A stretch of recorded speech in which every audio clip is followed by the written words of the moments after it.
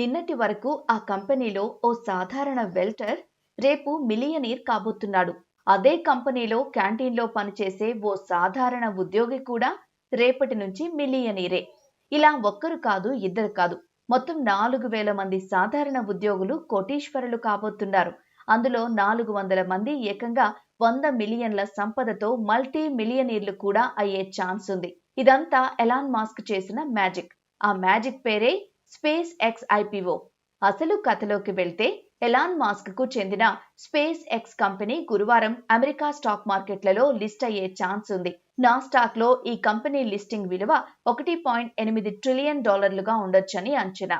మన కరెన్సీలో చెప్పాలంటే ఈ విలువ 172 లక్షల కోట్లుగా ఉండనుంది. ఒక్కో షేరు ధర $135 ఉండొచ్చని అంచనా. అంటే సుమారు 12,900 రూపాయలన్నమాట. ఈ లెక్కంతా ఓకే గాని అసలు ఉద్యోగులు మిలియనీర్లు ఎలా అవుతారనేగా డౌట్. అయితే దీనికి అసలు కారణం ఉద్యోగులకు కంపెనీ ఇచ్చిన షేర్లు. వీటినే ఈఎస్ఓపిఎస్ లేదా స్టాక్ ఆప్షన్స్ అంటారు.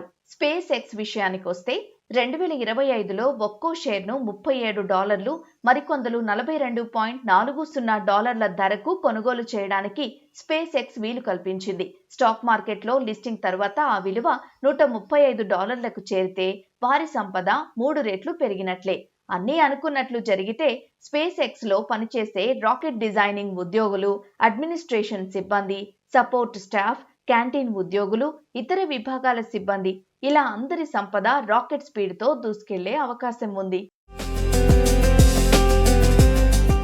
స్పేస్ ఎక్స్ ప్రభావం ఉద్యోగులకే పరిమితం కాలేదు. కంపెనీ ప్రధాన ప్రయోగ కేంద్రం ఉన్న టెక్సాస్ లో స్టార్ బేస్ ప్రాంతంలో రియల్ ఎస్టేట్ బూమ్ స్టార్ట్ అయింది.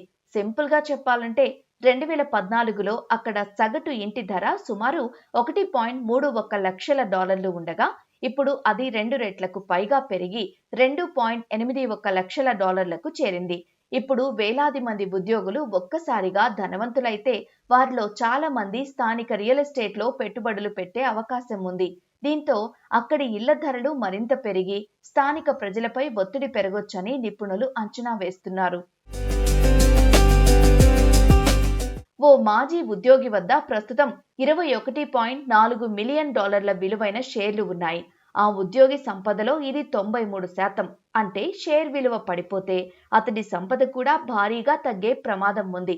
ఇలా భారీ మొత్తంలో కంపెనీ షేర్లు ఉన్న వారి సంఖ్య కూడా పెద్దదేనని తెలుస్తోంది. మరో ముఖ్యమైన విషయం ఏంటంటే లిస్టింగ్ తర్వాత ఉద్యోగులు వెంటనే తమ షేర్లను అమ్మే ఛాన్స్ ఉండదని తెలుస్తోంది. 90 నుంచి 180 రోజుల వరకు లాక్-ఇన్ పీరియడ్ ఉంటుంది. అంటే ప్రస్తుతం వారు పేపర్లపై మిలియనీర్లు అయినా ఆ సంపదను అనుభవించాలంటే మాత్రం కొన్ని నెలల టైం పట్టొచ్చు.